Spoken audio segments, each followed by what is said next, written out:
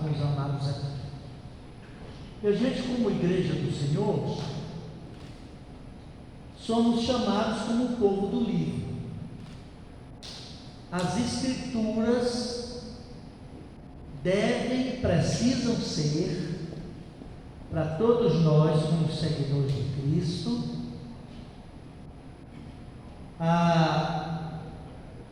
o manual de conduta, o manual de consulta da nossa fé.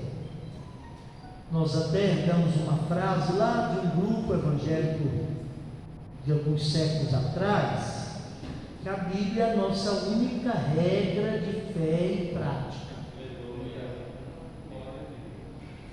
E aí, ao longo desses 2000 anos de história da igreja, que possibilitou que chegássemos aqui, como Igreja do Senhor, as Assembleias de Deus, uma denominação dentro do projeto macro de Deus, que é a Igreja do Senhor na terra. E como denominação, já com seus 110 anos de história. Então não é um movimento que começou ontem, não é produto de uma aventura, nem de uma iluminação mística de alguém que enfurnou-se aí em qualquer lugar e de repente saiu dizendo que teve uma revelação ou uma visão e começou um trabalho. Não é?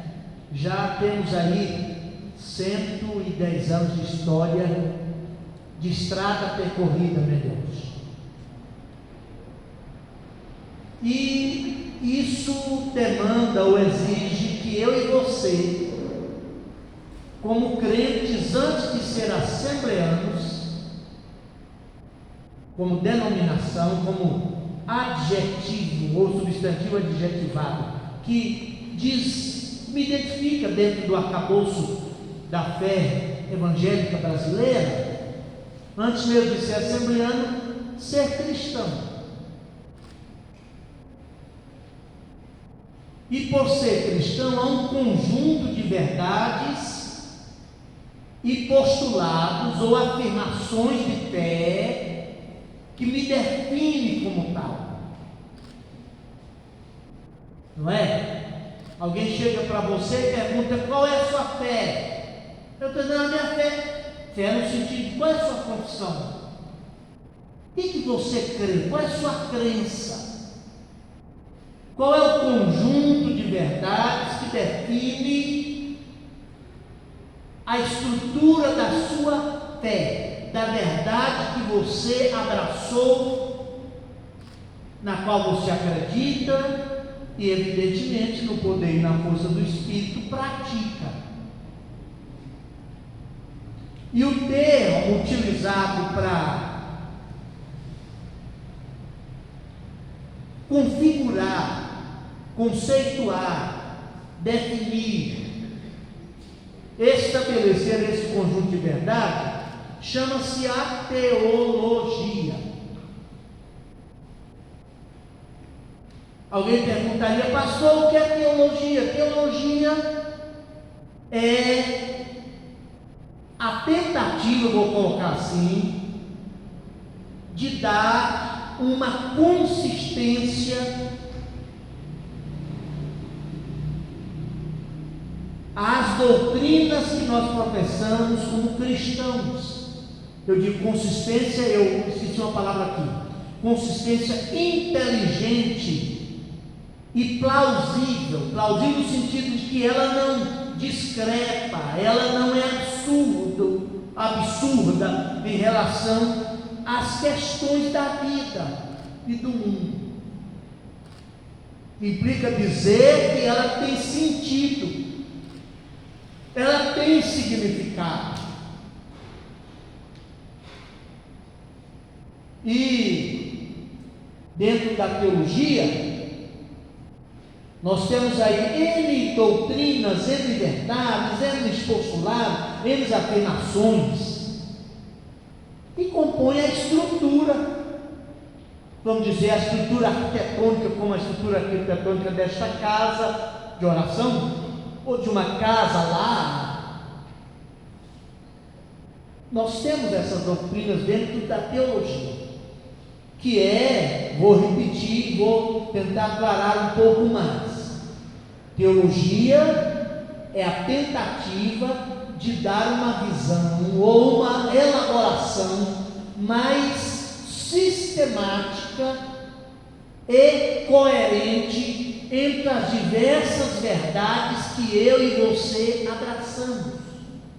Porque o Deus das Escrituras, de onde vem a palavra teologia, porque teos é Deus, aqui na língua original da Bíblia, teos. E logo ou logia é essa tentativa de dar essa explicação abrangente, mais científica, no sentido de que eu e você, na fé que professamos, na verdade que abraçamos, nós consigamos minimamente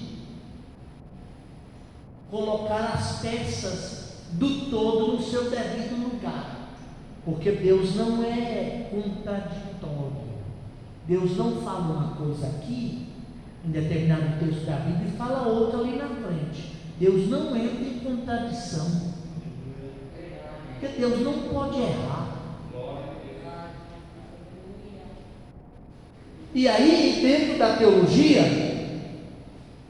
de um tempo para cá, o pastor Jones sabe disso melhor do que eu, aqui na nossa América, aqui no nosso Brasil, aqui na nossa terra, abaixo da linha do Equador especial, já de uns 8, 10, 12 anos talvez, começou-se uma ênfase no sentido de delimitar, de estabelecer aquilo que é chamado de teologia pentecostal. Alguém pergunta, mas pastor, a teologia pentecostal distingue-se da teologia como um todo? Não. Eu estou introduzindo assim, vou ler um texto, aliás, vou ler alguns textos, quero ter uma conversa com os irmãos, bem aberto, irmão, pode perguntar, discordar, aquela coisa toda. A teologia pentecostal, assim chamada, é tida hoje como movimento pelo fato de que, nesses 2000 anos de história da igreja, e mais acentuadamente, nesses 504 anos de história da reforma protestante, aqueles tidos como representantes do segmento da teologia, eu vou botar entre aspas, reformada, sempre teve para conosco uma visão, me perdoe a palavra, mas eu vou usar a propósito, um tanto quanto preconceituosa. Achava que todos nós pentecostais, por sermos pentecostais e abertos ao mover do Espírito Santo, nós não tínhamos capacidade de buscar um entendimento e uma sistematização da nossa fé ou da teologia tal qual eles. Acusaram-nos ao longo desse tempo de que nós somos sempre focados no experimentalismo. A nossa fé, e acho que toda a fé cristã, né, pastor João, é experiencial. Mas nós não somos vendidos e cativos ao experimentalismo. Aquela coisa, eu experimentei, logo isso é verdade. Não é a experiência que diz que determinada doutrina é verdadeira. É por ser verdadeira que ela produz experiência transformadora na minha vida. Está de acordo com o Evangelho como um todo, com toda a revelação, inclusive na expressão de Jesus em João 8, e conhecereis o que? E a verdade vos. Então, todo conhecimento, se genuíno conhecimento da parte de Deus, precisa provocar, desembocar, desencadear alguma mudança na minha vida. E a mudança produzida por esse conhecimento das verdades do Evangelho tem que ser expressada no meu comportamento diferenciado. E nesse aspecto, a teologia pentecostal, ou o segmento da teologia representada pelo pentecostalismo, tem muito mais subsídio, substância, conteúdo, porque ela é uma proposta experiencial. Não é só um entendimento intelectual e racional, mas é algo também afetivo, que desce para o coração, encharca a nossa vida, dá um novo olhar, faz nos enxergar com um novo olhar à vida, porque agora nós desfrutamos permanentemente da presença de Deus, porque o Espírito Santo habita a igreja e habita cada crente. Ele vem morar aqui. Jesus falou, né?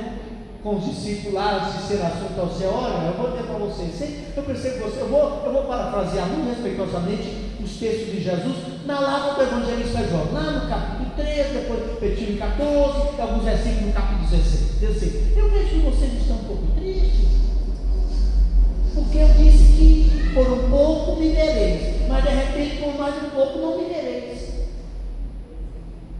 Aí olha, eu vou dizer para vocês, convém que eu vá para o Pai, que eu volte ao céu, porque se eu não for, o Espírito Santo não virá a vós, mas se eu for, enviar-vos-no-ei. Olha aqui tem um verbo conjugado no futuro do presente, com um pronome mesoclítico aqui no meio. Fala que só enviaria para nós os crentes, não era para qualquer um. Eu enviarei para vós, enviar-vos, esse pronome para vocês. E aí, eu disse recentemente, eu estou vindo uma escola bíblica lá em BH, já fui muitas vezes em BH ao longo da história, agora dentro de 15, 20 dias, voltei 2 vezes lá para a escola bíblica para falar desses assuntos de Deus, mas para líderes e obreiros e um simpósio para liderança. Eu disse lá, o Evangelho, o seu Evangelho, nessa perspectiva de que eu preciso compreendê-lo, para que esse Evangelho, que é a verdade, provoque libertação e mudança na minha vida, e agora o Espírito Santo habitando no meu coração e na igreja, me dá a capacidade de praticá-lo na vida cotidiana. Aí eu disse que o Evangelho não veio abrir um fã-clube para Jesus. Jesus não quer admiradores e nem simpatizantes. Jesus quer discípulos e seguidores, né? E o discípulo se compromete. O talmide, que é a palavra aramaica para discípulo, e a palavra mestre, professor, é rabi. Às vezes aparece na Bíblia Raboni, que aí é meu mestre. É aquele que propõe seguir o ensinador, o mestre, e segui-lo tão comprometido com o ensino do mestre, que segue e pisa onde ele pisa, ao ponto da poeira levantada pelo caminhar do mestre se apegar ao discípulo, ao ponto de Jesus dizer um dia: olha, basta cada discípulo ser igual ao seu mestre, porque quando o discípulo chegar ao nível do mestre, ele já se tornou mestre e vai discipular outro, e aquele outro, e aquele outro. É assim que a igreja tem seguido esses 2000 anos. Não é? Aí Jesus falou: então convém que eu vá, porque se eu não for, esses cristãos não virão a voz, mas se eu for, eu enviarei para vós. Aliás, o mundo não pode recebê-lo, Jesus falou, porque não o conhece, mas vós o conheceis, porque ele estará em vós. Veja que não é apenas com vós, nem convosco. O Espírito Santo está entre nós, mas sobretudo o Espírito Santo está em nós. E qual é a função dele? Jesus falou: e quando ele vier, ele terá entre vocês enfaticamente, de modo enfático, uma tríplice função. Primeiro, vos guiará em toda, eu quero chamar a atenção para essa partícula toda, que é muitos de nós, vou dizer só para nós aqui, eu também sou assembleia, desde você da sala, eu sou assembleia. A gente tem a mente meio preguiçosa, né? Muitos de nós vimos para a casa de Deus e precisamos dele, mas a gente deixa o servo em casa. Amém. Quem traz o servo, não todos evidentemente, mas alguns deixam em ponto morto, não pega nem no tranco. Aí terminou o culto, ele sai lá fora, qual o texto que o pastor, o irmão leu aqui na Bíblia? Eu falei, sabe que eu não sei, mas como é que ele vai crescer se a teologia pentecostal, a visão pentecostal dele, o enviado desse Espírito Santo, que é a marca da teologia pentecostal, tem por função guiar em toda a verdade. Segunda função principal, fazer lembrar de toda a verdade e nos ensinar toda a verdade. E lá em Romanos 10, 17, Paulo vai dizer, porque a fé, essa fé que eu falei, que é esse conjunto de verdades que eu abraço, que é a fé também que me leva a me submeter ao senhorio de Cristo e confessá-lo no meu coração, aliás, crer no meu coração que Ele é o Senhor e confessar com a minha boca que Ele é meu Salvador, essa fé é gerada pelo ouvir. Agora, se eu apenas escuto, terminado o culto, eu não lembro mais o que, como é que eu vou crescer na fé? Como é que essa fé vai? E eu só vou começar aqui, eu sei que o pastor John está nessa hora. Interessante, porque aqui entre nós eu disse que talvez uns 12, no máximo 15 anos. Mas lá na outra América, lá para outros mundos lá, isso já tem 25, talvez 30, 35 anos. Porque a prática pentecostal da fé pode e deve ser também teológica, no sentido que eu estou tentando definir para os irmãos o que é teologia. Não é um bicho de sete cabeças, não é para assustar, não é para a gente só falar para as alturas, né? O Evangelho é simples, não no sentido de ser simplório.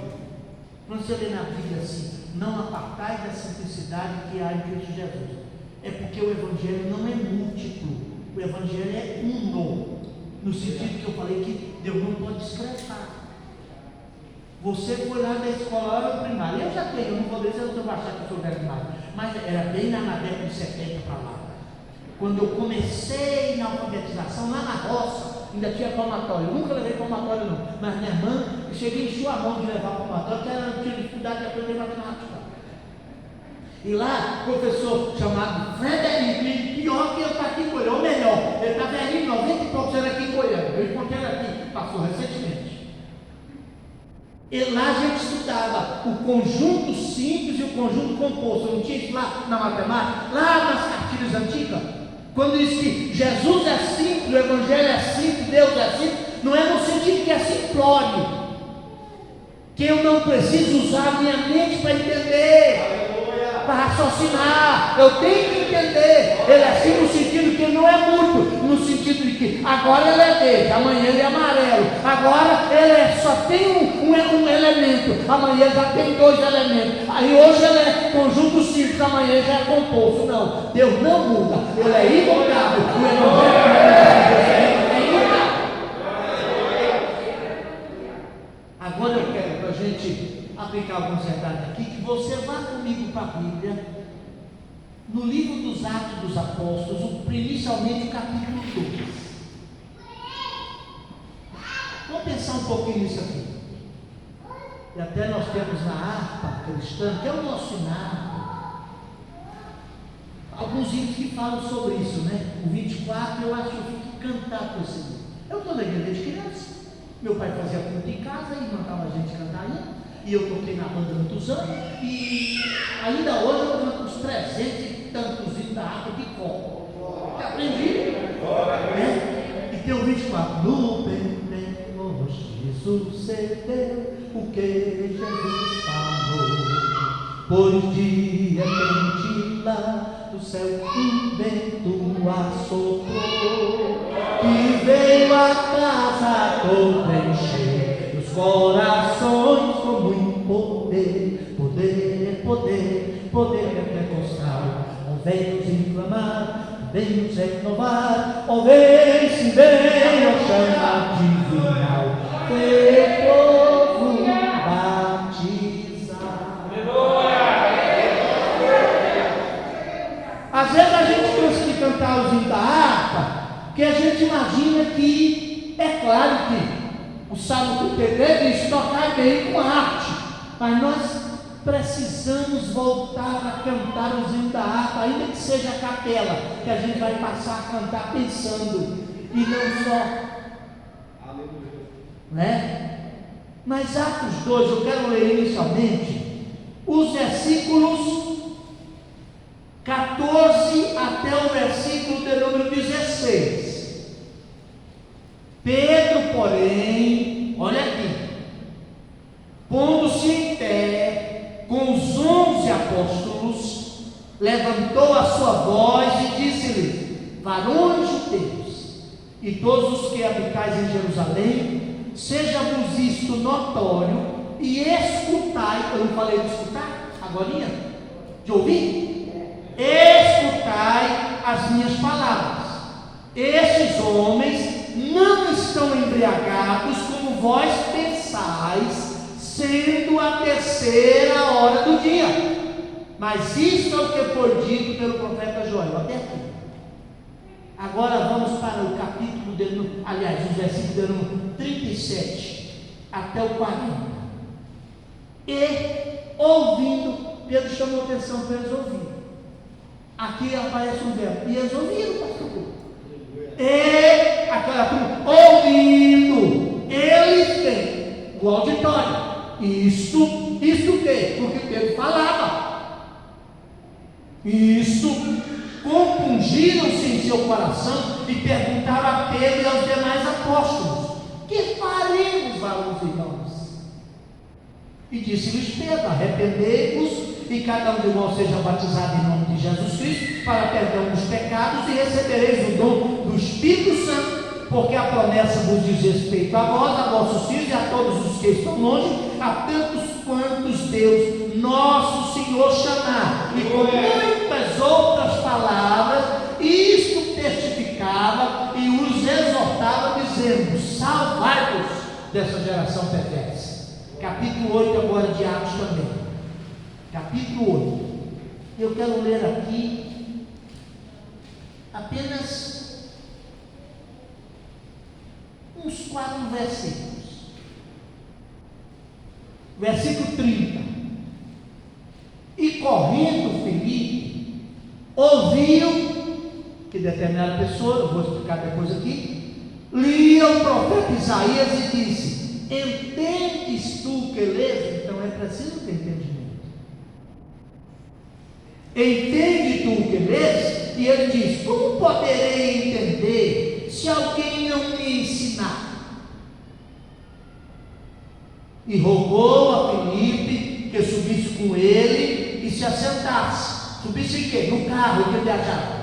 E o lugar da escritura em que ele lia era este: foi levado como ovelha para o matador, e como está mudo o cordeiro diante daquele que o tosquia, assim não abriu a sua boca. Na sua humilhação foi tirado o seu julgamento. Na sua humilhação foi tirado o seu julgamento. E quem contará a sua geração? Porque a sua vida é tirada da terra. E respondendo eunuco a Filipe, disse: rogo-te, de quem diz isto o profeta? Fala de si mesmo ou de algum outro? Então Filipe, abrindo a sua boca e começando nesta escritura, lhe apresentou a Jesus. E indo eles caminhando, eu estou lendo mais de 4, é verdade, caminhando, chegaram ao pé de alguma água, e disse o eunuco: eis aqui água, que me impede que eu seja batizado. E disse Filipe: é lícito, se crês de todo o coração. E respondendo ele, disse: creio que Jesus Cristo é o Filho de Deus. Glória a Deus, glória a Deus. Qual é a ideia? Eu introduzi falando de teologia para que nós consigamos entender 4, 5 verdades que eu quero colocar aqui dentro do tempo hábil para nós nesse sentido aqui. É claro que essa expressão, pensando em línguas, é uma expressão figurada. Ela é até do James Smith, né, no livro que eu tenho aqui, e hoje, depois dos 100 anos de Pentecostes, pastor John conhece o livro do Wittgenstein. Quem quiser conhecer a história do pentecostalismo, desses 100 anos, desses 100 e poucos anos, no caso do Brasil, 110, lá nos Estados Unidos, desde 1900 já são 121 anos aproximadamente. Compre o livro do Wittgenstein, um século de Pentecostes, 100 anos do Espírito Santo. A gente sabe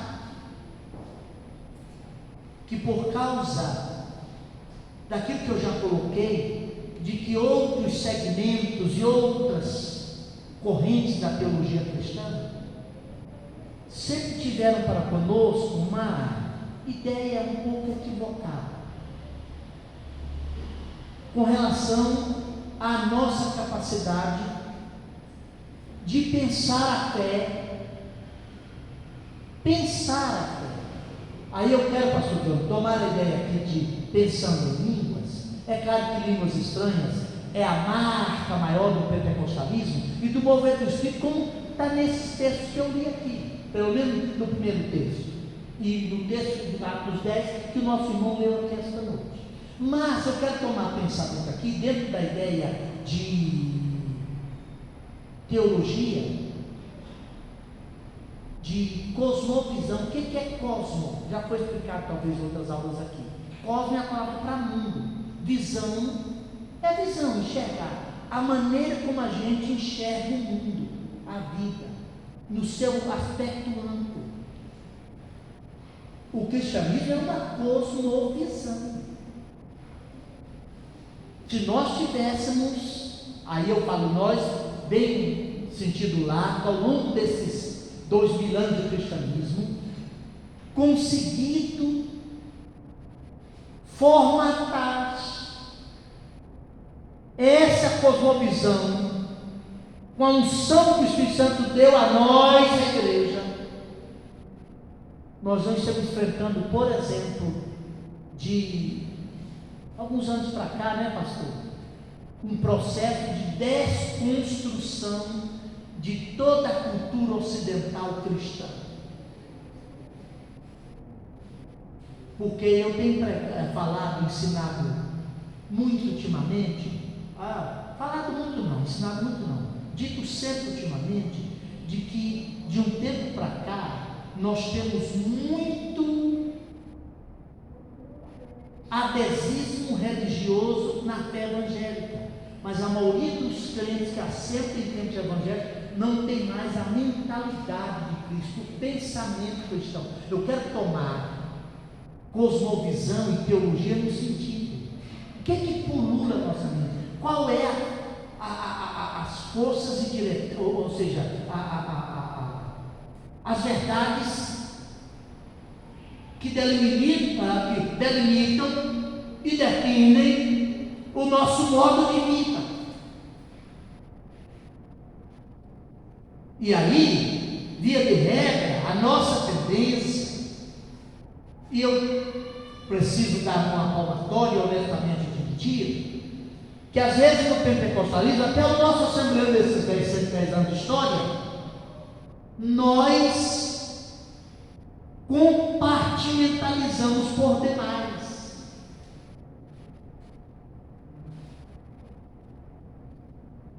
No sentido de que, encantados com uma verdade do Evangelho, nós perdemos de vista a amplitude e aí não conseguimos construir uma cosmovisão. E agora está difícil.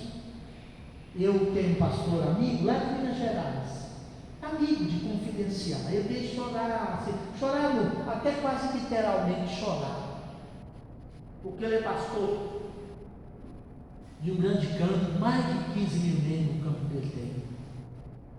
E ele está enfrentando um problema agudo por causa da força cultural e da cosmovisão naturalista, materialista e ateísta da sociedade à nossa volta, e filho e neta dele assumiram arrogante e deliberadamente uma postura contra a fé cristã. Inclusive a neta assumiu o homossexualismo, se tornou lésbica arrogantemente para provocar o vô que é pai, o vô que é pastor, mais de 30 anos naquela cidade.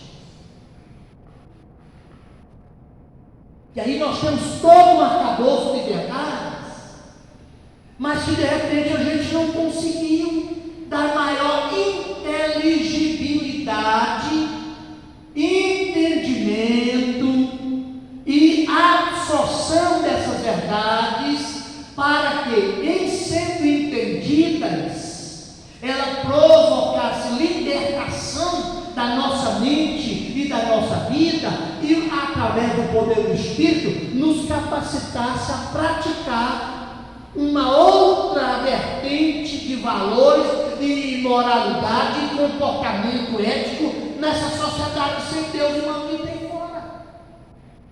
Pastor John, eu tenho me preocupado, pode ser uma preocupação imbecil da minha parte, com a tendência que já vem de alguns anos. Eu falo com pastor, e pastor ensinador, leitor da Bíblia, e ensinador, monitor, o quanto de um tempo para cá, a revolução tecnológica na área da informática, as redes sociais e as mídias sociais, tem imposto sutilmente e agora mais escrachadamente uma agenda cultural anti-Deus à nossa agenda de igreja.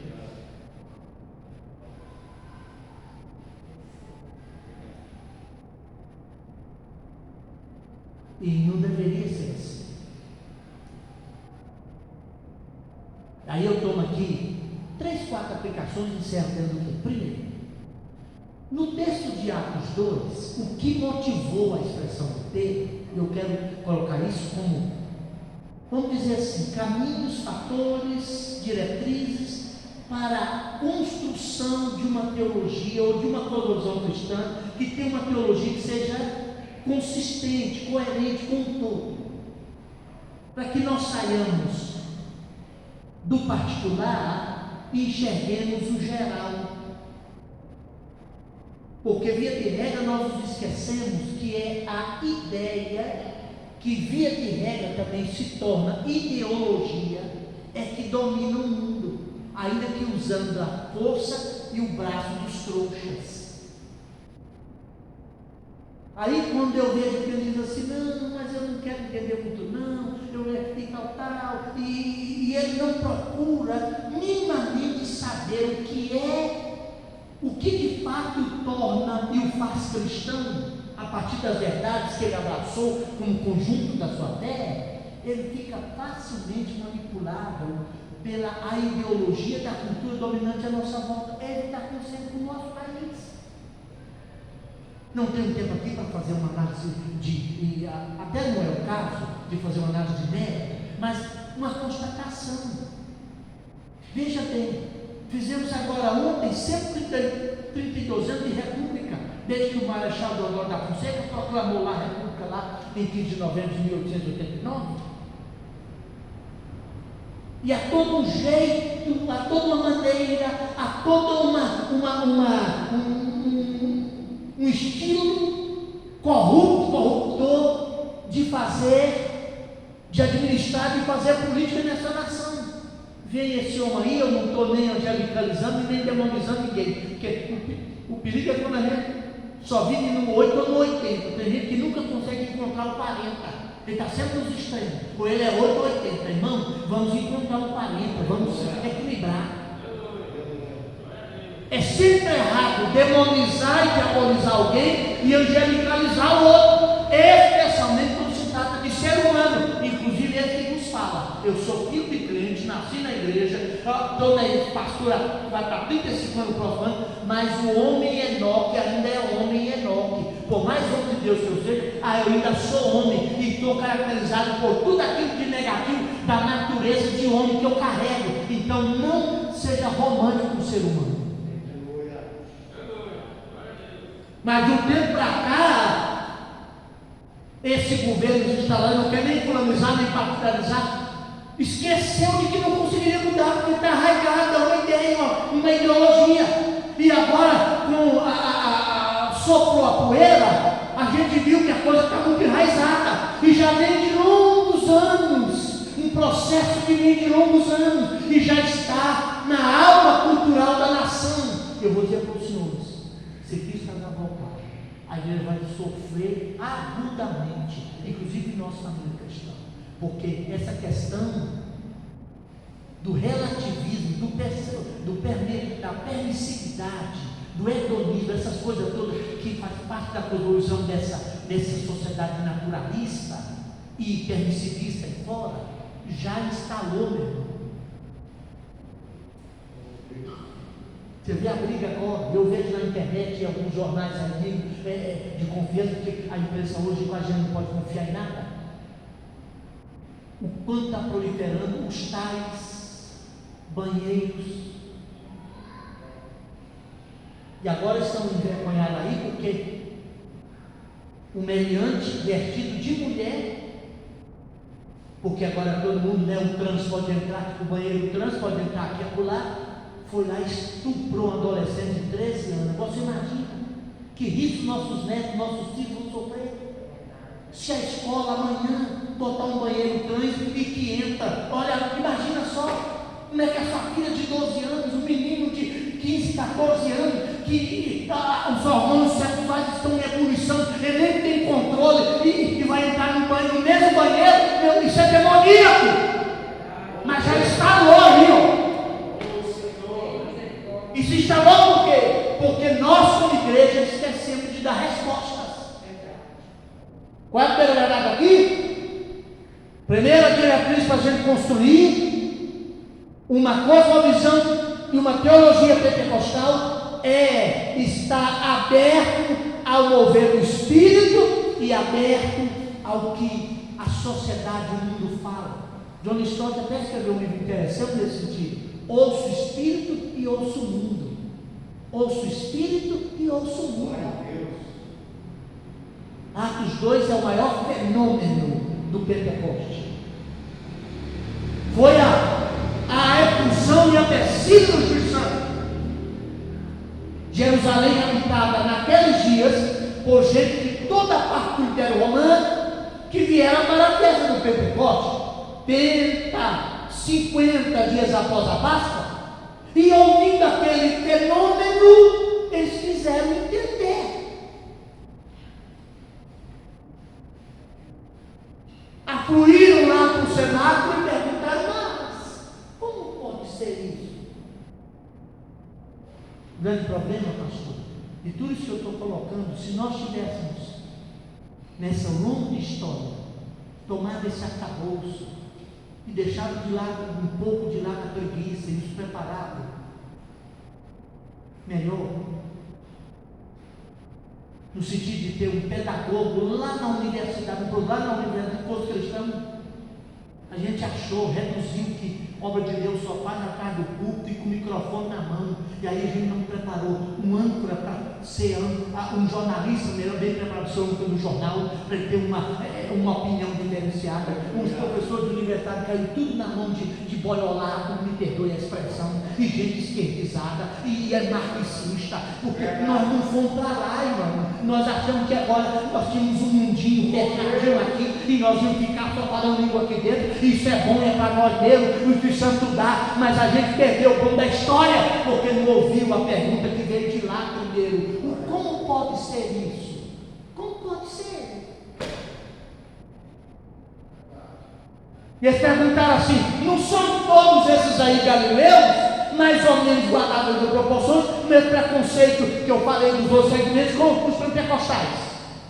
Eu já participei de alguns debates de teologia, como em teologia para o Brasil afora, então a gente se apresenta como assembleano, pentecostal e teórico assim, não, os caras já fazem um olhar assim, ó, cabecinha dele, ó. Acho que a gente não pensa.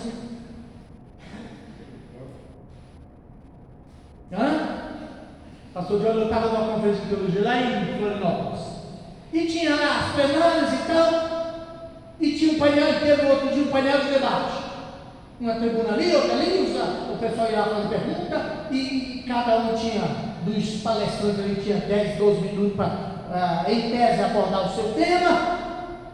Aí depois vinha o debate entre os membros da mesa. Aí tinha lá filósofo, teólogo, geólogo, e teólogo protestante, e teólogo reformado.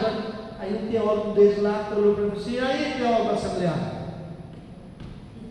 com relação à depravação total. E a partir da ideia da depravação total, a graça irresistível. Falou assim, e daí? Como é que o senhor me explicaria, dentro da sua teologia, que o mesmo sol que endurece o barro amolece a cera? Quer dizer, que aqueles que não chegaram à salvação, de alguma forma, por eleição incondicional lá no passado, ele não vai chegar, porque o Deus é soberano e na sua soberania então mesmo o sol que endurece o barro amolece a cera. Eu explico da mesma forma, com a sua própria expressão, grosso modo. Assim como o poderoso sol só pode endurecer barro e amolecer cera, porque conta com elementos da natureza específica de cada elemento, Deus, que é soberano, mas não é arbitrário, também respeita a natureza de cada ser humano. Porque senão o poderoso sol endureceria igualmente cera e barro, a despeito da natureza da cera, por sua natureza amolecer dentro do calor, ou então amoleceria barro e cera, a despeito do barro terá, por sua natureza essencial, a capacidade de endurecer dentro do sol. Agora, se o poderoso sol só pode endurecer barro e amolecer cera, porque conta com elementos próprios, inerentes à natureza dos elementos, quanto mais o Deus que criou você e a mim, a liberdade é escolha.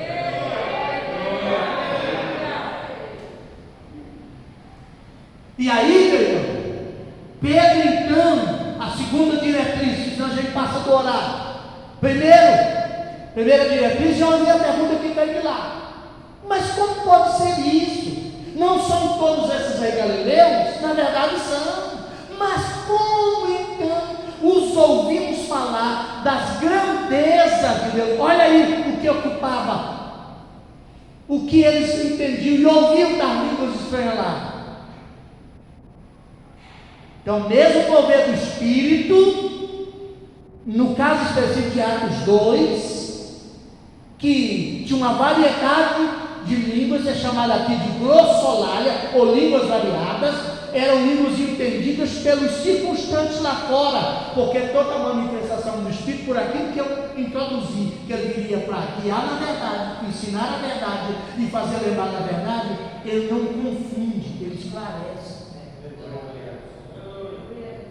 Não tem teologia em nome do Espírito Santo que o sujeito vai, não entendi nada, mas foi uma bênção. Se você não entendeu, não foi bênção não.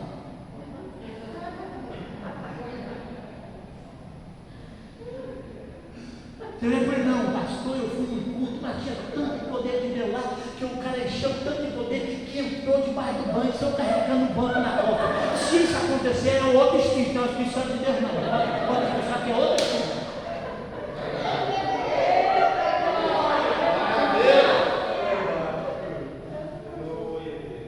É nesse sentido. Porque eles disseram na pergunta, se são todos galileus como de fato eram, como pois os ouvintes falar de quê? Eles entendiam que eles falavam de Deus, das grandezas de Deus, na nossa própria língua. Aquele que fala a língua da Média, aquele fala a língua do ponto, aquele fala o hebraico, aquele fala o aramaico, aquele outro fala o grego da Ilíada de Homero, aquele fala, então como um povo. Aí Pedro, então, aliás, segundo diretriz, eu falei e esqueci. Segunda diretriz, a igreja precisa, e nós pentecostais, assumir a nossa responsabilidade de não deixar a sociedade ter uma opinião errada sobre o agir do Espírito entre nós. O discípulo desrespeitou aí ao longo do tempo. Às vezes, aí essa tentativa de entender o fenômeno, fala assim, não, vamos arrumar uma explicação para isso aí. Porque o homem sem Deus não tem o dever de entender o que eu entendo e você entende. E eu que estou de tempo integral desde muitos anos, dedicado à igreja, à leitura e estudo da Bíblia, eu tenho até o dever de ofício de entender mais das Escrituras do que você, que senta aí. Porque eu vivo disso e, portanto, vivo para isso. Aí o povão falou, não, eles beberam uns pilecos aí, está mais para lá do que para cá, é embriagado, está todo mundo bebendo. E aqui, pastor John, eu vejo um elemento fundamental da necessidade de termos de formatar, de fato, uma cosmovisão que, a partir de uma teologia que seja genuinamente pentecostal, bíblico centrada, sem anular o mover do Espírito, mas um mover do Espírito que não nos faça fechar as Escrituras. O que Pedro falou? Falou, para lá. Ele sentiu-se responsável. Você imagina, no dia que a igreja começou na terra, Pedro falou, não deixa eu pensar o que quiser. Tem gente assim. E eu vejo isso, pastor Johnny, hoje, em relação aos últimos acontecimentos aí. E assim, não importa o que a imprensa fala da gente, não, pode deixar. Você imagina que eles falam assim, não, isso é, esse povo é do capiroto, é do diabo, deixa falar mal de nós. Ele falou, não, cara lá. Ei! Acho que Pedro pegou a companhia e falou, agora você imagina, o Pedrão, o apóstolo Pedro, interrompendo uma genuína e poderosa manifestação do Espírito para explicar, para não deixar a opinião pública e a Folha de Jerusalém publicar na manchete do dia seguinte, aí Pedro está tudo bem lá, sem entendimento nenhum, é gente doida, tudo doido. Glória a Deus. A gente precisa ser prático. Terceiro, diretriz para que a gente construa uma cosmovisão, uma teologia que formate uma cosmovisão bíblico-centrada, uma teologia que seja do Espírito Santo, que seja de fato pentecostal. Segundo, voltar permanentemente, conscientemente às Escrituras. Por isso que eu falou, para lá! Este povo não está embriagado como vós pensais, sendo esta a terceira hora do dia. Quem sabe o que era aquilo em relação ao quê? Era só o Pedro que tem o Espírito Santo. Mas às vezes nós,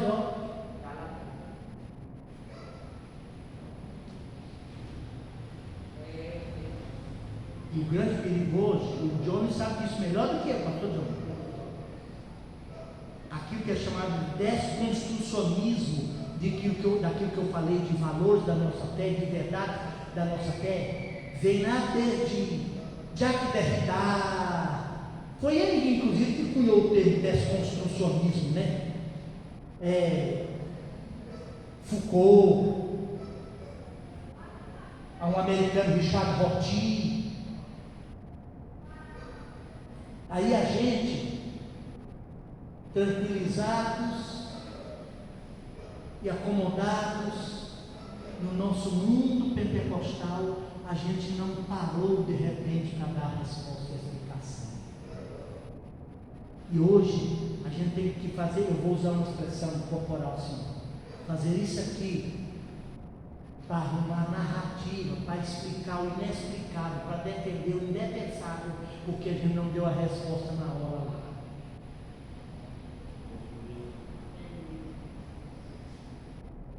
E aliás, a palavra mais repetida hoje, o senhor sabe disso tanto quanto eu, é a palavra narrativa. Porque para a filosofia naturalista, a filosofia materialista, naturalista desse nosso tempo, não importa mais a verdade do fato, O que interessa é o relato do fato conforme a nossa conveniência e a nossa ideologia. E a igreja não acordou. Por isso que Pedro questionou aqui. Você imagina? Pedro falou, isso é o quê? Isso é aquilo. O que Pedro fez? Voltou às Escrituras. Quarta e última diretriz, eu encerro aqui. Voltando a Atos 8. Veja bem. Sabe qual é a outra diretriz? Nós não teremos uma cosmovisão a partir de uma teologia que seja fundamentalmente centrada nas Escrituras, com um viés pentecostal como nós gostaríamos, precisamos ter, até que nós façamos lá a pergunta partiu do mundo, da sociedade. Como pode ser isso? Aqui em Atos 8 a pergunta veio de Filipe. Sabe qual é a quarta verdade? Não teremos impacto nessa sociedade enquanto cosmovisão e fé consistente, coerente, como eu iniciei falando, até que nós não tenhamos levado as pessoas no fluxo da história, e à medida que a história avança, como é o caso aqui do homem no caminho e andando, um entendimento do que é a proposta ampla do Evangelho.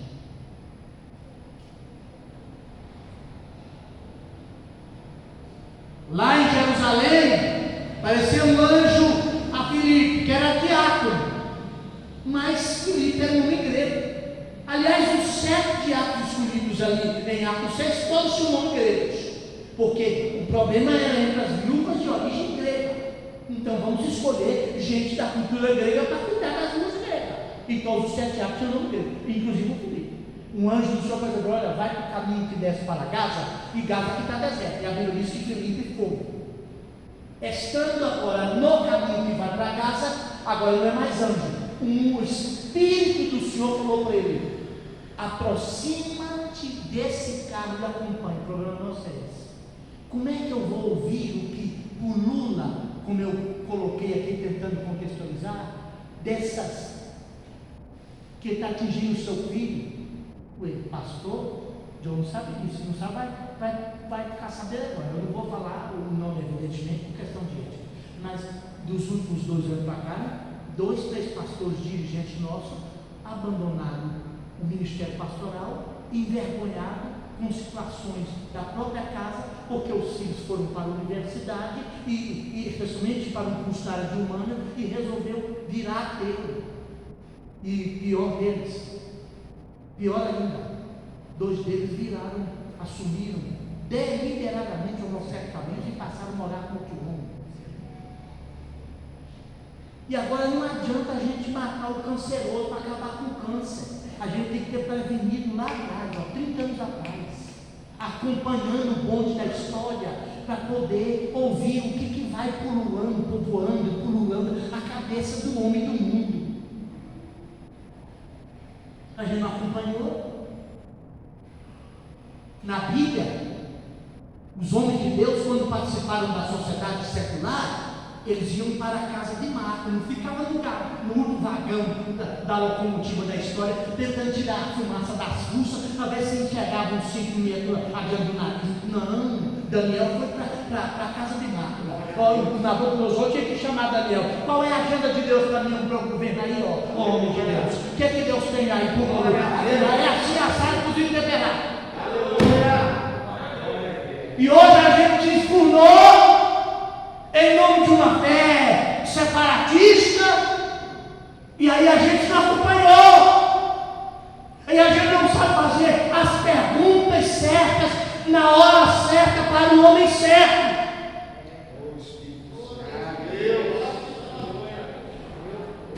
Aí o Filipe falou: entendes o que lês? E por que Filipe fez essa pergunta? Porque certamente ele acompanhou e caminhou alguns, sei lá, metros ou quilômetros do lado do carro e para perceber o que o homem estava lendo. Aí ele falou assim: como é que eu vou entender essa Fiquem em pé todos vocês, eu já passei do arroz. Irmãos, ó Espírito de Deus, dá-nos essa consciência, essa visão. Porque eu penso, pode ser um pensamento equivocado da minha parte, sem querer ser pessimista e nem negativista, mas nós como igreja, porque igreja, enquanto cristãos, nós vamos enfrentar anos adiante muito terríveis.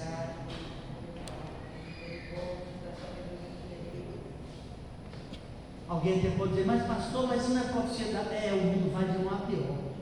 Mas eu estou dizendo dos nossos, daqueles nossos. Lá em Atos 2,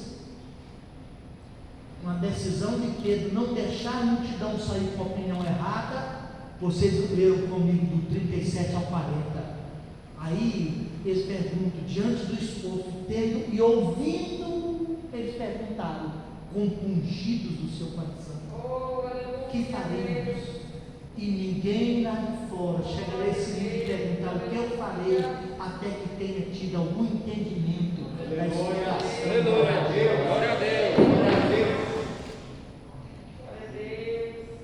E a Bíblia diz que Felipe subiu ao carro a convite do homem, e a Bíblia fala assim, pastor Johnny, tem 3 vezes no Atos 8 a palavra escritura, 2 vezes grafada como tal, escritura, e na outra vez um sinônimo.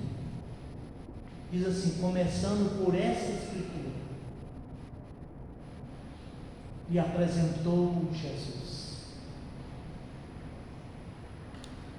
Aí ele diz assim, essa escritura está falando de quem fala? O autor está falando de si mesmo ou de outro? Né? Começando por essa escritura, e apresentou Jesus. E lá na frente, eu gosto porque tem 2 verbos aqui no gerúndio, indo caminhando, porque é assim, se nós nos assentarmos no banco da preguiça, o bonde do eunuco, o carro do eunuco está indo, a história está indo, e seu filho não vai poder ficar na redoma, ele vai ter que ir lá para a faculdade do ateu, ele vai ter que ir lá para o curso de psicologia, como o meu foi, ele vai ter que, sua filha vai ter que enfrentar um mercado de trabalho ali, e quem sabe ter um patrão ou um superior promíscuo, e ela vai ter que ter firmeza na verdade e na palavra de Deus para poder continuar cristã lá. Só que a gente esqueceu de acompanhar, o bonde foi e a gente ficou para trás. Aí eu gosto, aleluia, que indo caminhando o eunuco, aí ele é que pede, viu a água, falou, e essa água? O que me impede de ser batizado? O filho falou, nada, desde que você crê de todo o coração. Aí eu gosto dessa confissão. Ele falou, eu creio. Se o Felipe vai perguntar, você crê no quê? Eu falei, eu creio que Jesus é o Cristo, o Filho de Deus. Enquanto não chegar a esse nível de compreensão, não tem igreja não. Verdade.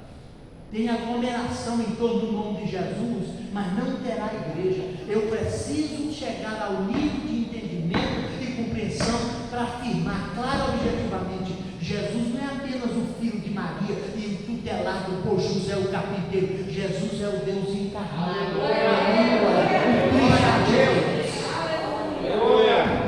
Pai querido, Espírito da Deus. O Espírito Santo de Deus. Oh, Santo, Santo, Santo, Santo, Santo Deus. Oh, Deus poderoso.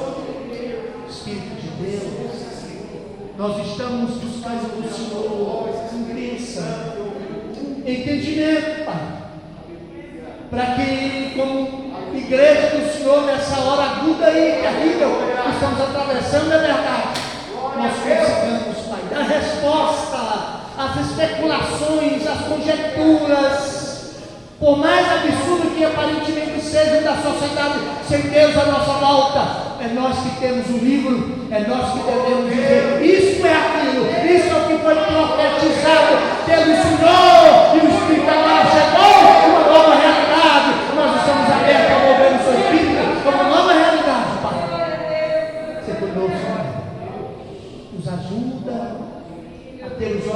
aberto para ouvir o clamor do mundo à nossa volta, mas temos também a sensibilidade para ouvir o Espírito de Deus, na ação do Espírito Santo sobre a nossa vida, sobre a igreja, uma ação sobrenatural, pois nós estamos abertos a mover o seu Espírito. Entendemos que pela ação do seu Espírito em nós e por nós, a criatura e a criação pode ser algo abençoado e benéfico para nós. E nós queremos, Pai Santo, sair de toda a dualização e dicotomização que demoniza uma coisa, angelicaliza outra. Dá-nos graça. Ser conosco. Glória a Deus. Gente, muito obrigado. Eu passei de horário, a hora já falou aqui, 9h05. Muito obrigado.